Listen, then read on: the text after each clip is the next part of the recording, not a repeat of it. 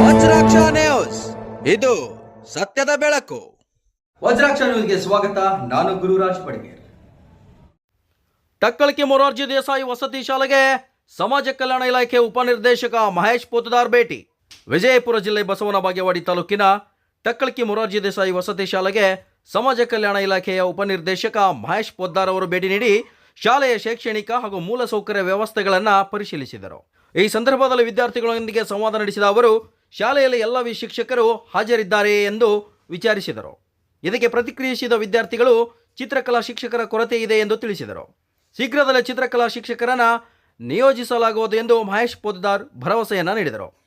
ಇನ್ನು ಇದೇ ವೇಳೆ ಸುದ್ದಿಗಾರರೊಂದಿಗೆ ಮಾತನಾಡಿದ ಅವರು, ನಿನ್ನೆ ಶಾಲೆಯಿಂದ 2 ವಿದ್ಯಾರ್ಥಿಗಳು ಹೊರಗೆ ಹೋಗಿರುವ ಬಗ್ಗೆ ಸಂಪೂರ್ಣ ಮಾಹಿತಿಯನ್ನು ಪಡೆಯಲಾಗಿದೆ ಮತ್ತು ವಿದ್ಯಾರ್ಥಿಗಳ ಸುರಕ್ಷತೆ ಬಗ್ಗೆ ಕಟ್ಟುನಿಟ್ಟಿನ ಕ್ರಮ ಕೈಗೊಳ್ಳುವಂತೆ ಪ್ರಾಂಶುಪಾಲರಿಗೆ ಸೂಚನೆಯನ್ನು ನೀಡಲಾಗಿದೆ ಎಂದು ತಿಳಿಸಿದರು. ಈ ವಸತಿ ಶಾಲೆಯಲ್ಲಿ ಸುಮಾರು 15 ಜನ ಸಿಬ್ಬಂದಿಗಳಿದ್ದು, ವಸತಿ ನಿಲಯದ ಪ್ರತಿಯೊಂದು ಕೊಠಡಿಗೆ ಒಬ್ಬ ಹೌಸ್ ಮೆಂಟರ್ ಆಗಿ ಶಿಕ್ಷಕರನ್ನು ನೇಮಕ, ವಾರ್ಡನ್ ಹಾಗೂ ಶಿಕ್ಷಕರಿಗೆ ಹೆಚ್ಚಿನ ಜವಾಬ್ದಾರಿಯನ್ನು ನೀಡಿ ಮಕ್ಕಳ ಸುರಕ್ಷತೆ ಬಗ್ಗೆ ಹೆಚ್ಚಿನ ಗಮನ ಹರಿಸಲಾಗುವುದು ಎಂದು ಹೇಳಿದರು.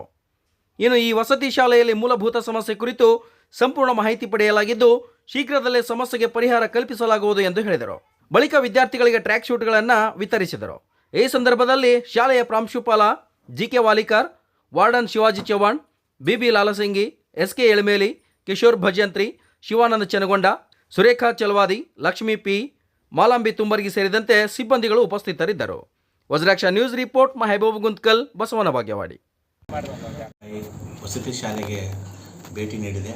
ಇಲ್ಲಿ ಬಂದು ನಿನ್ನೆ ನಡೆದಂತಹ ಒಂದು ಘಟನೆಗೆ ಸಂಬಂಧಪಟ್ಟಂತೆ ಇಲ್ಲಿ 7ನೇ ತರಗತಿ 2 ಮಕ್ಕಳು ಶಾಲೆಯಿಂದ ಮಧ್ಯಾಹ್ನದ ಅವಧಿ ಸಂದರ್ಭದಲ್ಲಿ ಯಾರಿಗೂ ಹೇಳದೇ ಈ ಶಾಲೆಯಿಂದ ಹೊರಗೆ ಹೋಗಿ ಬಾಗೇವಾಡಿ ಬಸ್ ಸ್ಟ್ಯಾಂಡ್ನಲ್ಲಿ ಅವರು ಸಿಕ್ಕಾಗ ಮರಳಿ ಪಾಲಕರು ಅವರನ್ನು ಕರೆದುಕೊಂಡು ಬಂದು ನಮ್ಮ ಶಾಲೆಗೆ ಒಪ್ಪಿಸಿ, ಇಲ್ಲಿ ಹೇಳುವವರು ಕೇಳುವವರು ಯಾರೂ ಇಲ್ಲ, ಮಕ್ಕಳು ಈ ರೀತಿ ಹೋದರೆ ಅದಕ್ಕೆ ಯಾರು ಹೊಣೆ ಅನ್ನುವಂತಹ ಒಂದು ಪಾಲಕರು ಈಗಾಗಲೇ ತಮ್ಮ ಆಕ್ರೋಶವನ್ನು ಮತ್ತು ಆತಂಕವನ್ನು ವ್ಯಕ್ತಪಡಿಸಿದರು.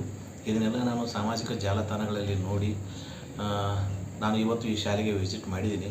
ಬಂದ ತಕ್ಷಣವೇ ಎಲ್ಲ ನಮ್ಮ ಸಿಬ್ಬಂದಿ ವರ್ಗದವರಿಗೆ ಮತ್ತು ಪ್ರಾಂಶುಪಾಲರಿಗೆ, ವಾರ್ಡನ್ರಿಗೆ ಮತ್ತು ಇಲ್ಲಿರ್ತಕ್ಕಂಥ ಡಿ ಗ್ರೂಪ್ ಸಿಬ್ಬಂದಿಯವರಿಗೆ, ನೈಟ್ ವಾಚ್ಮನ್ ಅವರಿಗೆ, ಗೇಟ್ ಕೀಪರ್ ಅವರಿಗೆ ಎಲ್ಲ ಒಂದು ಮೀಟಿಂಗ್ ಮಾಡಿ ಕಟ್ಟುನಿಟ್ಟಿನ ಸೂಚನೆಗಳನ್ನು ನೀಡಿದ್ದೇನೆ.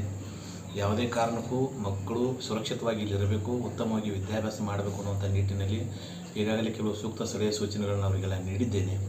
ಅದಾದ ಮೇಲೆ ಇಲ್ಲಿ ಪ್ರಮುಖವಾಗಿ ಅವರೆಲ್ಲರ ಬೇಡಿಕೆ ಏನಂದರೆ, ಇದು 8 ಎಕರೆ ವ್ಯಾಪ್ತಿಯಲ್ಲಿರ್ತಕ್ಕಂಥ ಒಂದು ಪ್ರದೇಶ, ಒಂದು ಕಂಪೌಂಡ್ ಗೋಡೆಯನ್ನು ಎತ್ತರಿಸುವ ಕೆಲಸ ಆಗಬೇಕು, ಅದಕ್ಕೆ ಫೆನ್ಸಿಂಗ್ ಮಾಡಬೇಕು, ಮಕ್ಕಳು ಕಂಪೌಂಡ್ ಗೋಡೆಯನ್ನು ಜಿಗಿದು ಹೊರಗೆ ಹೋಗೋದಂತೆ ಕ್ರಮ ಕೈಗೊಳ್ಳಬೇಕು ಅನ್ನುವಂಥ ಮನವಿಯನ್ನು ಮಾಡಿದ್ದಾರೆ. ಸದರಿ ವಿಷಯದ ಬಗ್ಗೆ ಈಗಾಗಲೇ ನಾನು ನಮ್ಮ ಗೌರವಾನ್ವಿತ ಕ್ರೈಸ್ ಇ ಡಿ ಸರ್ ಅವ್ರ ಜೊತೆ ಮಾತಾಡಿ ಆ ಕಂಪೌಂಡ್ ಎತ್ತರಿಸುವ ಕೆಲಸವನ್ನು ಕೂಡ ಶೀಘ್ರದಲ್ಲಿ ಮಾಡ್ತೀನಿ.